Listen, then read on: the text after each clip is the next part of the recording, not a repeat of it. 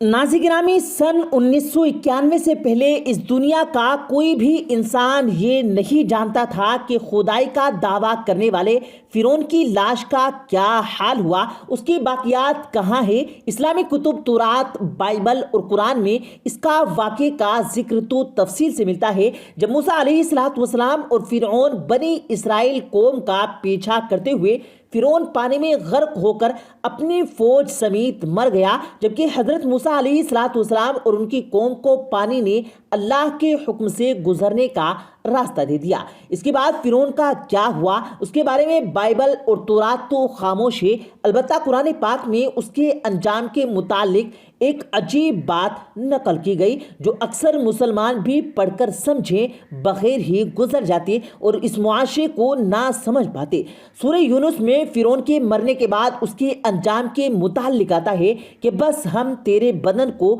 समंदर से निकाल कर महफूज कर लेंगे ताकि बाद में आने वालों के लिए एक इबरत बन जाए। ये वाकया नाज़िर गिरामी आज से 3500 साल पहले पेश आया था। फिरौन के डूबकर मरने के बाद समंदर में उसकी लाश को अल्लाह के हुक्म से उगल दिया, जबकि बाकी लश्कर का कोई नामो निशान नहीं मिला। मिस्रियों में से किसी शख्स ने साहिल पर इस शख्स की लाश को पहचाना तो अहले दरबार को बताया। अहले दरबार फिरौन की लाश को महल में लाए। दरबारियों ने मसाला लगाकर इसे पूरी शान और एहतराम के साथ ताबूत में रख कर महफूज कर दिया। फिरौन की लाश को हुनूत करते वक्त एक बड़ी गलती ये हुई, चूंकि बहुत अरसा पानी में रहा और इसके जिस्म पर नमकियात मौजूद थे, तो उन लोगों ने नमकियात को साफ किए बगैर ही इसकी लाश को हुनूत कर दिया। फिर वक्त गुजरता गया और ज़मीन और आसमान ने बहुत से इनकलाब देखे, यहाँ तक कि हर चीज़ ज़मीन के नीचे छुप गई।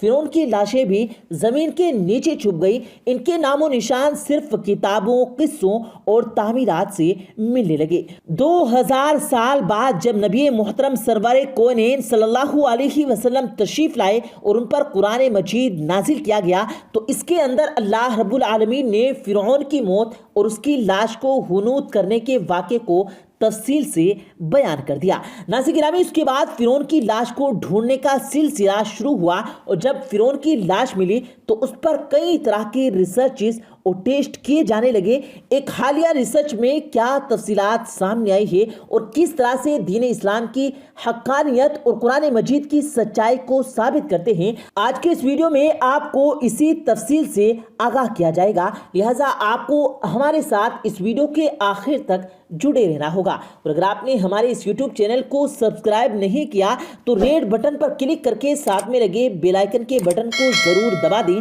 ताकि हमारी आने वाली तमाम वीडियो की नोटिफिकेशन आपको वक्त पर मिलती रहे। नाज़िर गिरामी, फिरौन दरअसल बादशाह का लक़ब था और जो भी उस जमाने में बादशाह हुआ करता तो उसे फिरौन कहते थे। डॉक्टर मोरिस की एक रिसर्च के मुताबिक बनी इसराइल पर जुल्म सितम करने वाले फिरौन का नाम रेमसीस था और इसके जानशीन के दौरे हुकूमत में अल्लाह ने हजरत मूसा अलैहिस्सलाम को बनी इसराइल समेत मिस्र को छोड़ने का हुक्म दे दिया। दरियाए नील पर फिरौन मूसा अलैहिस्सलाम के लश्कर के पीछे उतरा तो पानी में हलाक हो गया और इस वाक़े को अल्लाह ने कुरान मजीद में तफसील से बयान किया है। फिरौन की ममी काहिरा के अजाइब घर में सियाहों के लिए आज भी सजी हुई है। इसका सर और गर्दन का हिस्सा खुला है जबकि बाकी जिस्म को एक कपड़े से ढांप कर रखा गया है। यही नहीं बल्कि मजीद मुताले से मालूम होता है कि इसकी नाक के सामने का हिस्सा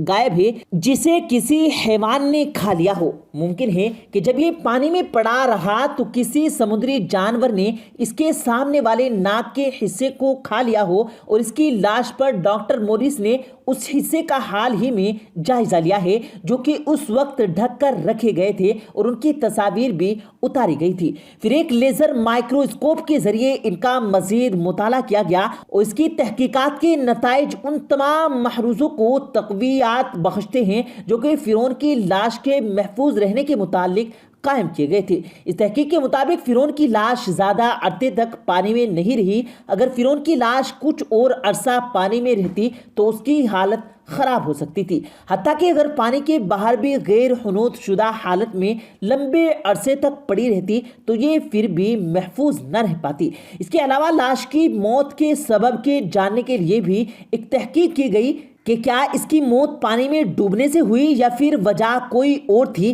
مزید تفتیش کے لیے اس لاش کو پیرس لے جایا گیا اور وہاں پر ڈاکٹر سسکارڈی نے مزید مشاہدات کے بعد یہ بتایا کہ اس لاش کو فوری موت کا سبب وہ شدید چوٹ تھی جو کہ اس کی کھوپڑی کے سامنے والے حصے کو پہنچی تھی، کیونکہ اس کی کھوپڑی کے محراب والے حصے پر کافی خلا موجود ہے، اور یہ تمام تر تحقیقات آسمانی کتب میں بیان کردہ فرعون کو ڈوب کر مرنے کے واقعات کی تصدیق کرتی ہے، کہ جس میں واضح طور پر بتایا گیا کہ فرعون کو دریا کی موجوں نے اپنی لپیٹ میں لے لیا تھا، اور اس کے علاوہ مصر میں فرعون زمانے میں لوگوں کی لاشوں کو اس طرح مسالہ لگایا جاتا کہ جس سے لاشیں کئی سال اور یہاں تک کہ صدیوں تک محفوظ ہو جایا کرتی تھی۔ ان میں سے کئی ممیوں کے جسم آج تک موجود ہیں، اور کچھ کے اوپر سے پٹیاں اتار دی گئی۔ جن کی پٹیاں اتار دی گئی ان کی کھال سے پتہ چلتا ہے کہ یہ کسی مردے کی کھال ہے، لیکن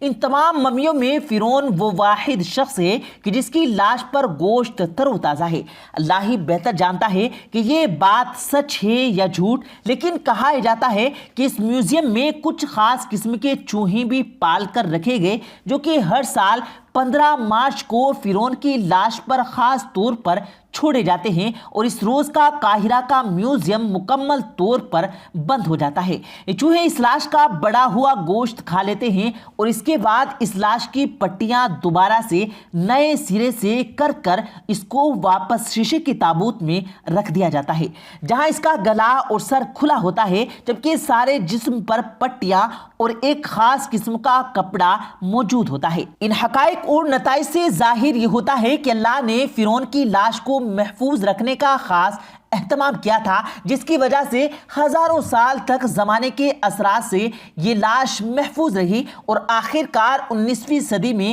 اس کو دریافت کیا گیا، اور یہ قیامت تک سامان عبرت بنی رہے گی۔ اس لاش کے حوالے سے ہمیں بھی سبق یہ ملتا ہے کہ تکبر اور غرور صرف اللہ کی ذات کو سجدہ ہے، اور وہی تکبر کرنے والا سب سے بڑا مالک اور رازق ہے، اور اگر کوئی انسان خود کو تکبر کے لائق سمجھے تو پھر اس کا حال بھی فرعون جیسا ہوتا ہے کہ جس پر آنے والی دنیا بھی لعنت کرے گی اور اس سے عبرت حاصل کرے گی۔ اللہ رب العالمین سے دعا یہ ہے کہ ہمیں اپنے نبی کریم سرور کونین صلی اللہ علیہ وسلم کی سنت پر عمل کرتے ہوئے ایسی زندگی گزارنے کی توفیق دے کہ جس میں تقوی، پرہیزگاری اور نیک کاری زیادہ ہو، اور ہم لوگ تکبر اور غرور کے قریب بھی نہ جائیں۔ اللہ رب العالمین ہمیں ایسی تمام برائیوں سے محفوظ رکھے، آمین اللہم آمین۔ پیارے دوستو، امید کرتے ہیں آپ کو آج کی ہماری یہ ویڈیو ضرور پسند آئی ہوگی۔ اگر آپ کو یہ ویڈیو پسند آیا ہو تو اس ویڈیو کو دل سے لائک کریں، اور زیادہ سے زیادہ لوگوں تک اس ویڈیو کو ثواب کی نیت سے شیئر کریں، اور اس ویڈیو کے بارے میں آپ کی کیا رائے ہے کمنٹ سیکشن میں اپنی رائے کا اظہار ضرور دیں، اور مزید اسی طرح کی روز کی ویڈیو پانے کے لیے ہمارے چینل کو ضرور سبسکرائب کریں۔ ملتے ہیں پھر ایک نئی ویڈیو کے ساتھ، تب تک کے لیے اللہ حافظ۔